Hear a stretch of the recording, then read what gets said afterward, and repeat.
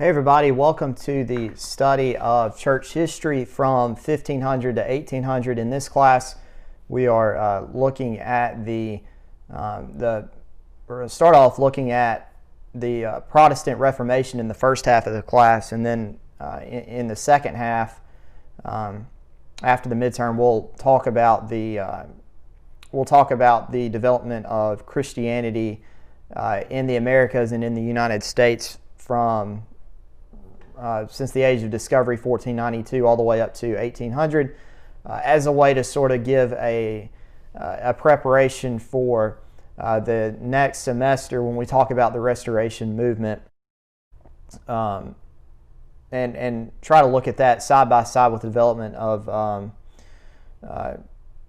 Christianity within the United States from 1800, hopefully up to the present. Again, this class, I'll put an announcement about this on Canvas, but there are a couple books you'll need to have if you're in the class last semester, the first class, the first semester of church history. You should already have this book. It's The Eternal Kingdom by F.W. Maddox. I'm going to try to adjust that to where you can see it maybe a little bit better. That's the first reading for the first week will come from that book. The other book you'll need to get, and you can get this for free from the Northwest Florida School of Biblical Studies, is the lectureship book. And make sure that it says 1500 to 1800. I'll try to get that 1500 to 1700 at least. We're going to use that as well. This book will talk a little bit more about some of the doctrinal issues and things concerning the Protestant Reformation. And really the readings are sort of there to supplement what we talk about in lecture. So, like for instance, this week, if you haven't already, you'll read about several reformers that came before Martin Luther that we won't necessarily have the time to talk about in detail in this class. But again, basically the same structure for this class is the same as it was last time, and I'll be sure that you should be able to see that on Canvas. So this week we're going to talk about basically like an introduction to the Reformation. Some of this obviously connects with where we ended last week. In fact, we're going to we sort of entitled this series of lectures in week one concerning the question of why was Reformation needed in the first place, and we're actually going to pick up where we last left off in the first class, talking about the impact of the Renaissance. That'll primarily be the first lecture video. We'll talk about the impact of humanism, and then we'll spend a little bit more time talking about what exactly was the Protestant Reformation and defining some key terms and talking about some of the reasons why reformers that were in the Catholic Church saw a need to start to change some things, or at least attempt to do that. So first of all, in this lecture video, we're going to begin by talking about the impact of the Renaissance. And I've divided this down into three main sections. So we're going to talk about some religious contemporaries to the Renaissance, that just some primarily religious scholars that were writing while the Renaissance was going on. Then we'll talk about what the Renaissance actually was, and then we'll conclude this part by talking about how the papacy responded to the Renaissance. All right, so when it came to some of these religious contemporaries, or these scholars that are writing at the same time that the Renaissance is going on, one thing that you want to keep in mind is that at this time is sort of has been viewed as sort of the high point of, you can either say religious scholasticism or religious scholarship. We're talking about the 1400s to the 1500s because that's really the time of the Renaissance, at least its beginning. And there are three main characteristics that develop within the study of theology that are important. for us to understand.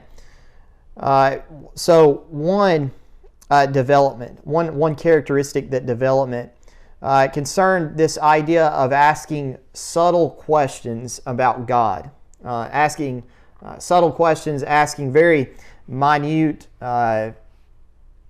very in-depth questions about God. If you don't know how to spell subtle, it's just S-U-B-T-L-E.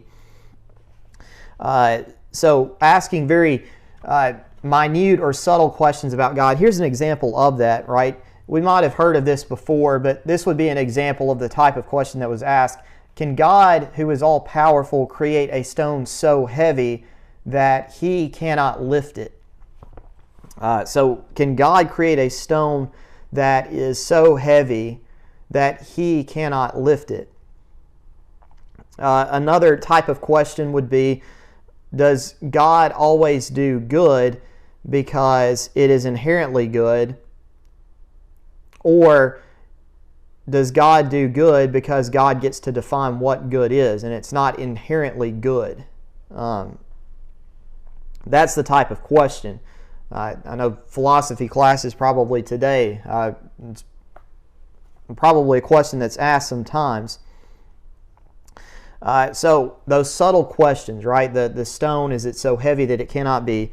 Can God create a stone that's so heavy that He cannot move it? Is what God decides to do, is that inherently good, or is it only good because God does it and He gets to define what is good? Those type of questions. You've also got the second characteristic. You sort of got a rift between philosophy and theology, and this is really the question that is concerning that division between philosophy and theology. Is simply, how much do we have to accept based on just accept at face value, versus how much can reason discover about the nature of God? So how much do we, concerning God, how much do we just have to accept because the Bible says it, versus how much can we know about God by using human reason to discover it? That's you have that question that develops, and that leads to sort of a break a little bit in philosophy and theology. You also begin to see theological study place an emphasis on salvation coming through human action. That's where the main importance of salvation was. It was based on human action and less so focused on a balance between God's grace combined with human obedience. And this will play a role when you talk about Martin Luther for sure, because Martin Luther is going to certainly go against, as we'll see, he's going to certainly go against the idea of a works-based salvation to a farther extreme than what he should have. So we mentioned in the last class about Thomas Aquinas, and I just want to mention this about him. But Thomas Aquinas, who lived in the 1200s, he and his contemporaries basically had the idea that reason and faith can go hand in hand. That humans can use their own reason to make sense of doctrinal matters, make sense of God's actions and things of that nature. But it's going to change after that idea changes after their death, and it changes during this high point of religious scholasticism. And we're going to look at that in a couple of questions that were asked. All right, so the first question, can reason prove the existence or character of God? Was a question that was asked. And there are two individuals that we'll look at that try to answer that question. One was named John Duns Scotus. His nickname was called the Subtle Doctor because he was known to ask very minute questions, very narrow, specific, in-depth questions like about concerning God. He accepted that God was self-existent, or that He was self-evident, but that mankind could not use reason to determine that. See,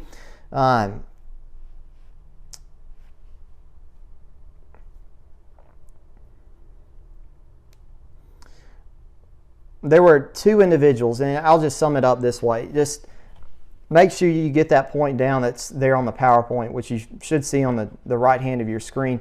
There were two individuals beforehand that argued that human reason, that mankind can use human reason to prove that God exists. And John Duns Scotus did not argue that God did not exist. What he argued against was that humans could use their reason to discover that.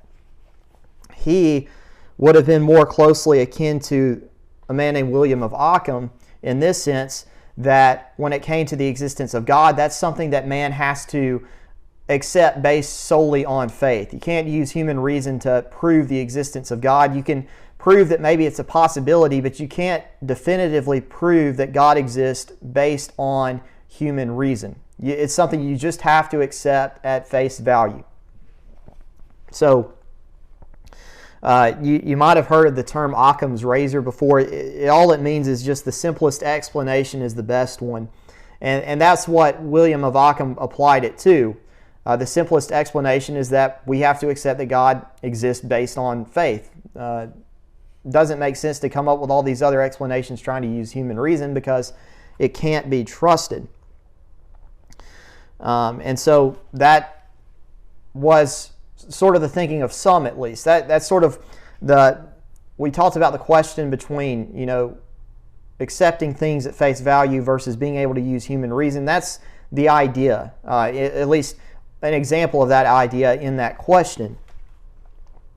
But they also, this idea also has an influence on doctrine. And the main point behind it is that trying to use human reason behind proving or disproving certain doctrines, at this point it was beginning to lose its power.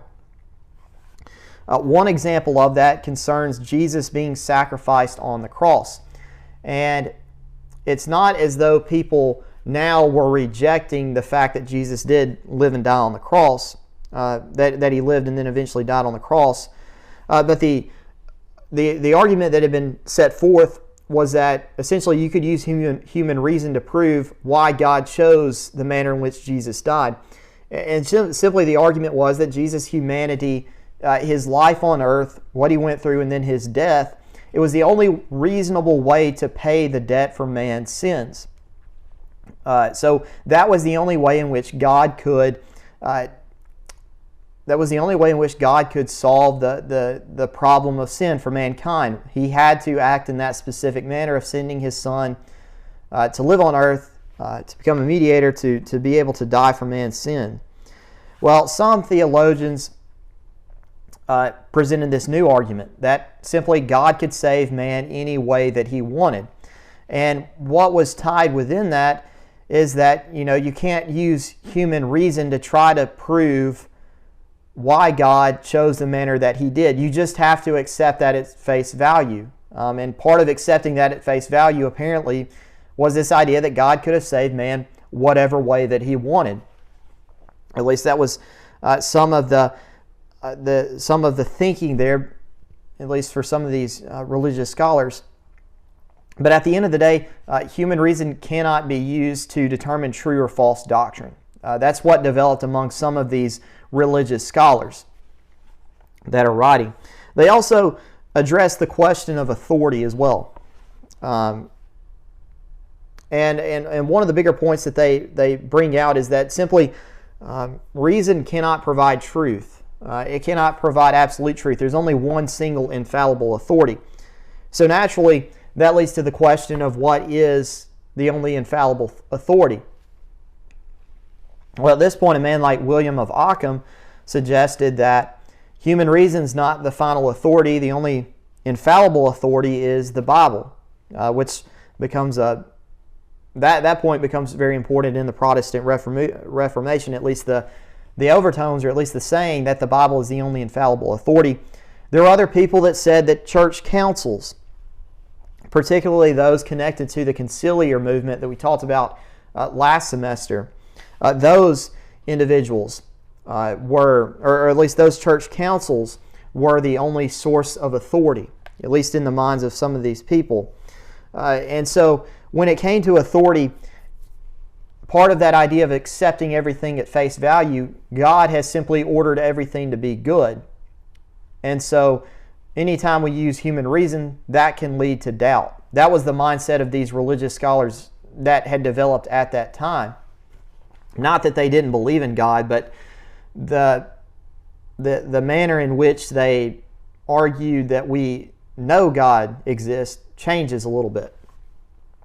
Now, I will say that in all of this, while their works circulated amongst themselves, these religious scholars their opinions did not often agree with the common church officials, and there's going to be a little bit of a backlash to that, with the simple thought that there are some that look at this high point of scholarship and they say that, all these subtle questions that are being asked, all these deep theological conversations, they're all detracting away from the fact that the gospel was a simple message. It was delivered to people, as we saw in the first class, people that were not very well educated. And so the idea is we need to return to the simplicity of the gospel. And people began to argue that based on all these difficult things to understand that are being taught in some of these universities and among some of these scholars. All right, so let's talk about the Renaissance in particular, at least defining it.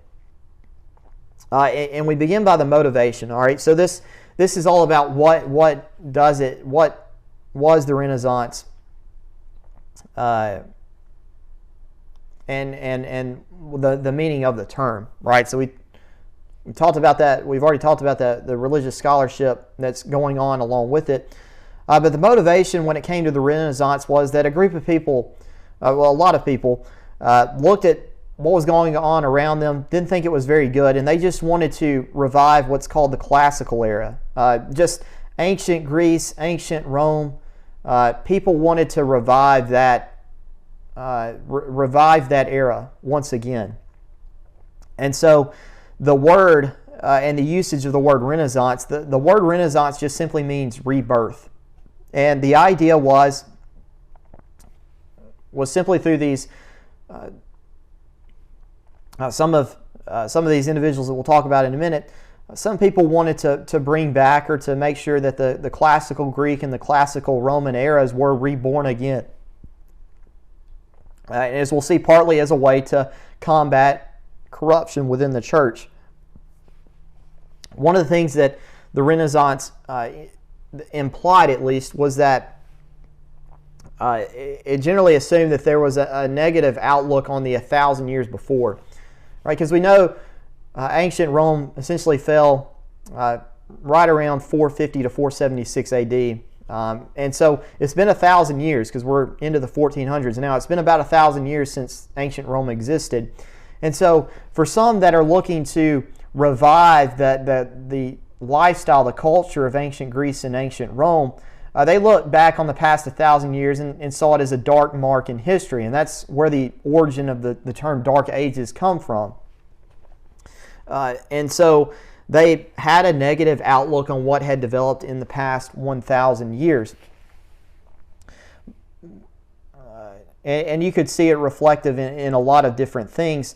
In reality, though, we're going to see that in some ways, at least, some of these reformers are also influenced by those 1,000 years, from 476 AD up to the 1400s.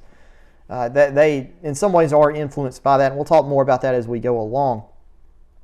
But just know the Renaissance, it means rebirth, and it's just people attempting to revive the age of ancient Greece and ancient Rome once again. All right, there are some individuals that we could point to that we might call advocates, or the main individuals that sort of demonstrated what the Renaissance was about. The Renaissance, by the way, it began in Italy, and it spread throughout Western Europe in different stages. I don't have that on there, but it's probably a good thing to keep that in mind. The Renaissance begins in Italy and expands throughout Western Europe in different stages. All right, so one group that you have are writers, obviously. So we'll talk more about this in a minute, but one of the things that is revived is the writings of classical Greece and classical Rome. So one individual in particular was a man named Petrarch. He was a very famous writer, but he began to write in Latin. One of the things that he did was he imitated his writing style after the Roman senator Cicero. And so that gives you an idea about how at least some writers embraced the Renaissance. They began to write back in classical languages, whether that was Greek or Latin, and they maybe occasionally, sometimes they wrote in the same style as the writers that were well known in that time period. That's at least what Petrarch does. Now, they were influenced by these what were at the time new Greek writings that were coming from Constantinople.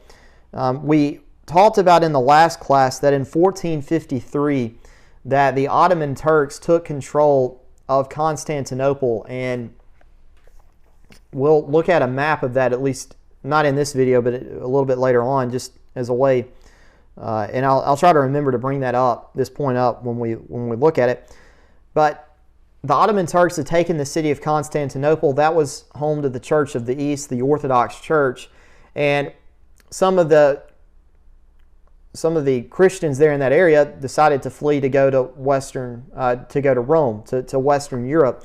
And they took with them a lot of these Greek manuscripts that some of these scholars and some of these church officials in the West had never seen before because they were used to the Latin language. And so a lot of this knowledge comes to some of these people within Rome, and that's going to help inspire the writers of the Renaissance. That's also going to help inspire some of the reformers of the church, as we'll see in a moment. You also have artists too. And you can, you think about artists at the time, at least now, art was now at this point during the Renaissance, there's more of a pagan influence on art versus Christian art. And what I mean by that is, I'm not going to put it on here because probably not very appropriate for this class, but you can probably find images of comparing what's called medieval art versus the Sistine Chapel, which is a very famous image. So when I talk about the pagan influence rather than the Christian art, generally art was, during the Middle Ages, generally art was made, actually we'll talk about that in a minute, but I'll just say at this point that if you looked at the art in the Middle Ages, generally man was, the images of man were very frail in a sense, very slender, very narrow. If you go and you Google images of medieval art, you'll get a sense of the depiction of humans in that slender, narrow, not very well built. But if you look at a picture of, say, the Sistine Chapel, where you see the famous painting of Adam reaching out and touching God's hand, in that picture, Adam looks like he's been working out a lot, right? That goes back to the pagan influence of how artists looked at man as sort of especially among Greek sculptors who envisioned the best of man. Well, that's a depiction of Adam there on the Sistine Chapel, right? He's strong, he's muscular. That's what you're looking at, and that's something that develops as part of the Renaissance. Perhaps we may we'll look at that, or we'll talk about that a little bit more in detail in a minute. Another important aspect of the Renaissance is a man named Johann Gutenberg, who developed the movable type printing press 1439 AD. Obviously, what this did is that it made the production of books a lot easier, made printing of these books a lot easier as well. And what that does, at least at this time, is that it helps scholars be able to reproduce manuscripts and to circulate them amongst each other. And so you sort of have a network of scholars that develop that have a shared interest because they're both in the business of using these printing presses to circulate books amongst each other. Another thing that it does in conjunction with with manuscripts is that you could produce more accurate copies. now with the Greek manuscripts that are coming in from Constantinople, you can begin to look and to examine them in particular, and to be able to look at them side by side, to look at a variety of manuscripts. And at that point, the printing press can be used to mass produce more accurate copies of manuscripts, not just from the writings of the famous Greek writers, but also manuscripts of the Bible as well. Now, it is important to keep in mind that at this point, in 1439, 1450, generally books were not circulated very well among the common people, just among theologians or scholars. And that's very important because it helps explain why the Reformation movement doesn't begin in the mid 1450s. There's really not the thoughts that are going on amongst these scholars are not circulating among the common people, just among what we might call the intellectual elites in society. It's actually going to be during the Reformation movement. That's when books become more circulated amongst the common people. And we'll talk about that more next week when we talk about Martin Luther. But again, you have this great production of books. You've got more accurate copies of manuscripts coming out. This is also when textual criticism begins. And that's something that you'll talk about if you ever take General Introduction to the Bible. I believe that's the class where you talk about textual criticism, where you have people just where you have people testing, like for instance, I'll just give you an example of textual criticism in a sense. You have obviously you have different versions of the Bible. I better let Brother Troy probably answer that question for you. Troy Spradlin is the instructor that teaches that teaches biblical introduction. He probably could do a little bit better job of explaining it than I can.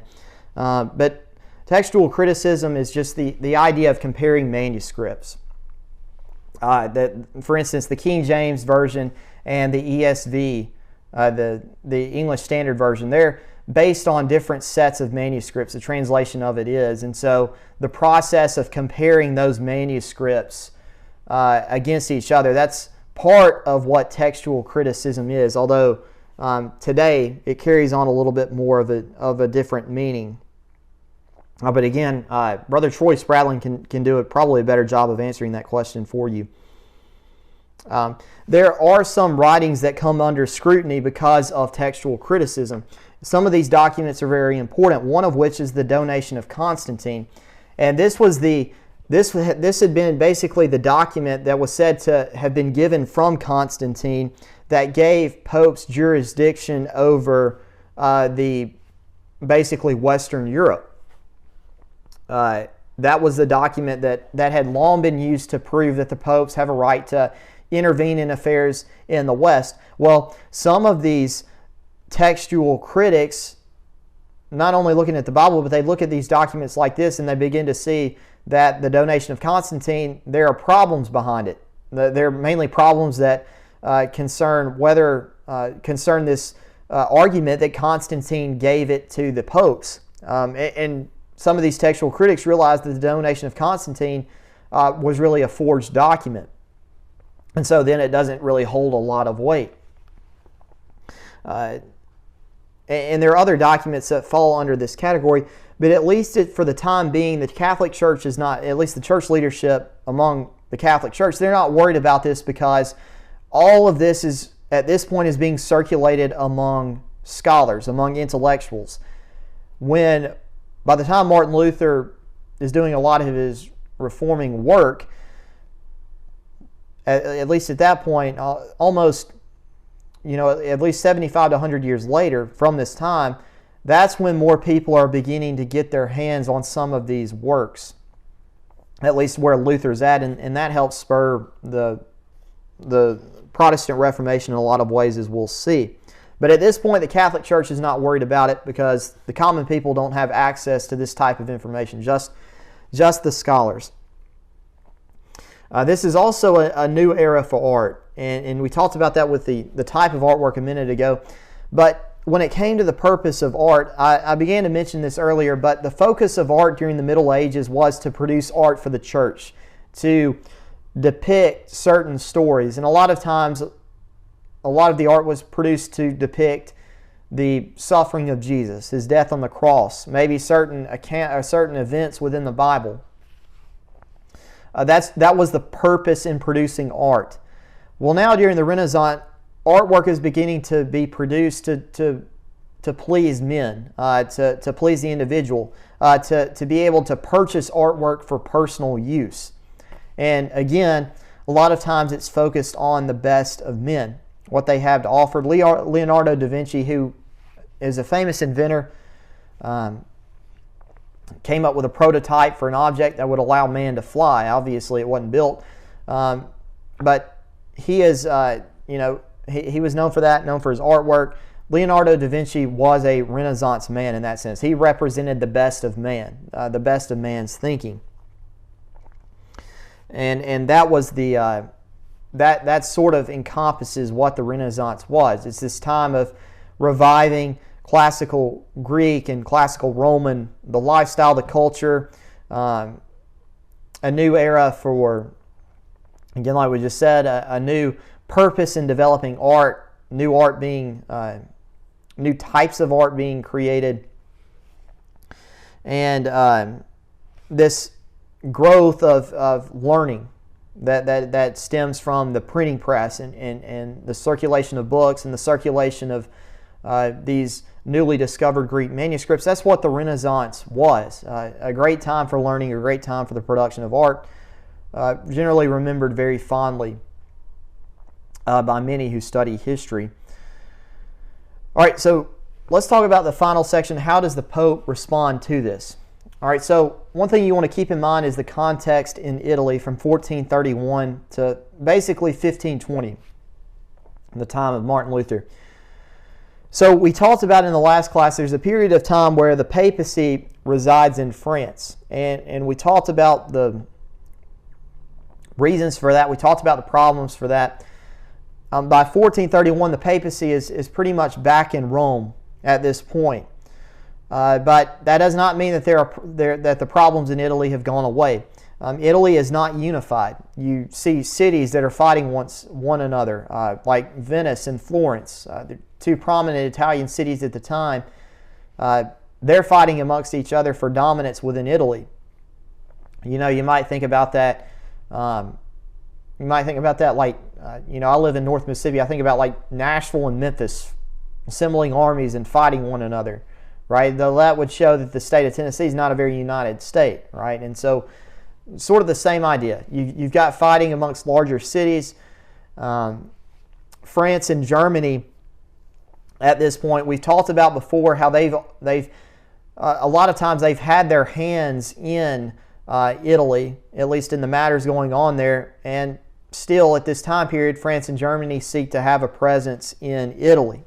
And so, even though the papacy it's back in Rome, it seems like the internal issues there are resolved. There's still a lot going on outside politically that makes this position at this point unstable. And so that leads to, during this time, the question about what is the main motive or what is the main goal that the Pope sets out for himself. And there are two general ways in which the popes responded to the Renaissance in Italy. And the two responses were, they're either going to be Renaissance men or they're going to be power men.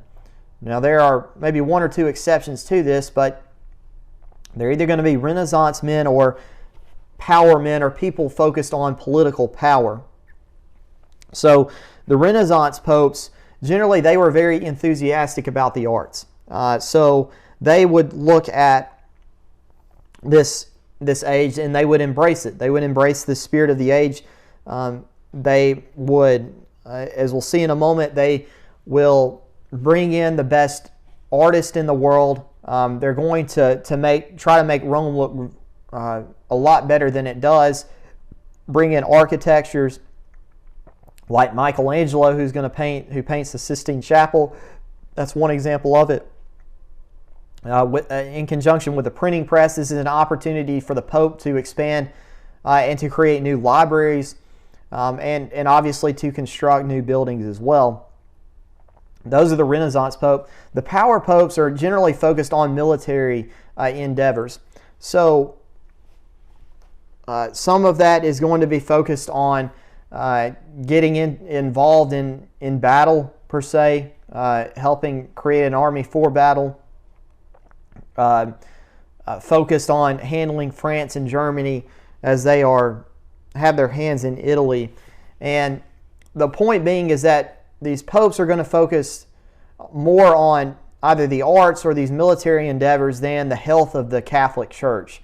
And that, as we'll see towards the end of this week's lecture, is going to have some very serious outcomes, which will help show why there was a need for some reasons for change.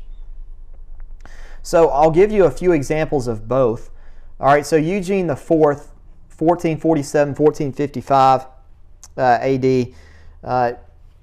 he actually paid for the best authors and the best artists to come into Rome, using basically the church's money, the Catholic Church's money to bring into these people to make Rome look very good. It was said that he had the best personal library in Rome, and he certainly took advantage of the printing press. His successor was a man named Calixtus II.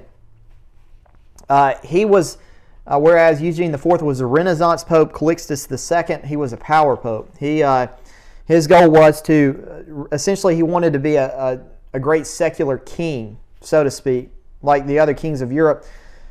He tried to unify Italy to be able to launch an attack on the Ottoman Turks. It doesn't work.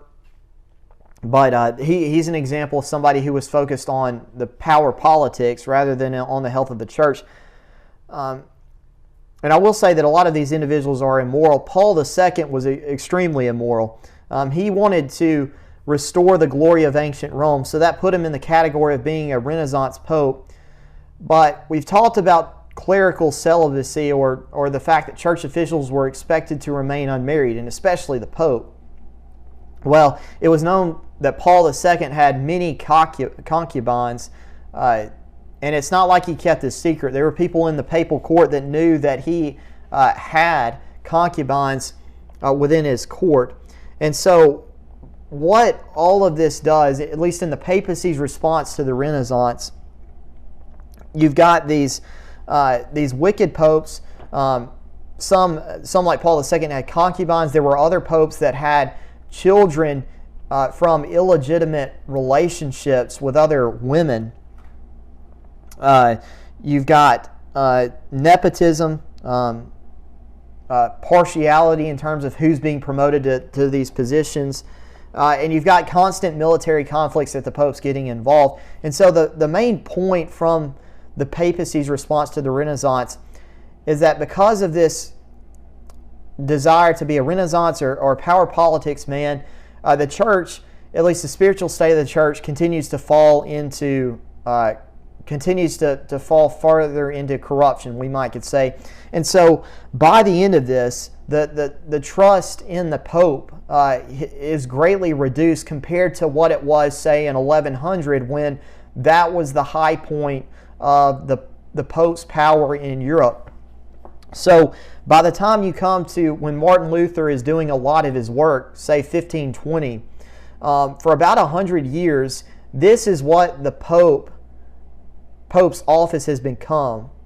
And so when you think about why was Martin Luther so successful, one possible reason to help explain that was that if you looked at the office of the Pope, which Martin Luther would argue needed to be reformed, anybody could see that the Pope's office had become a very corrupt and very wicked position, at least in terms of some of the men that held that position. And so that's why it's important to talk about the Renaissance because there are a lot of intellectual things being discussed, a lot of foundational ideas being laid that are going to help spur the Reformation movement. But at the same time, you see the further extension of the corruption within the church, which is going to lead more people to call and to say that there is a need for change at this point, and something that we'll talk about in the third section of this week's lecture in particular. Again, thank you for your time. Thank you for your attention. And if you have any questions, please be sure to email me about those questions.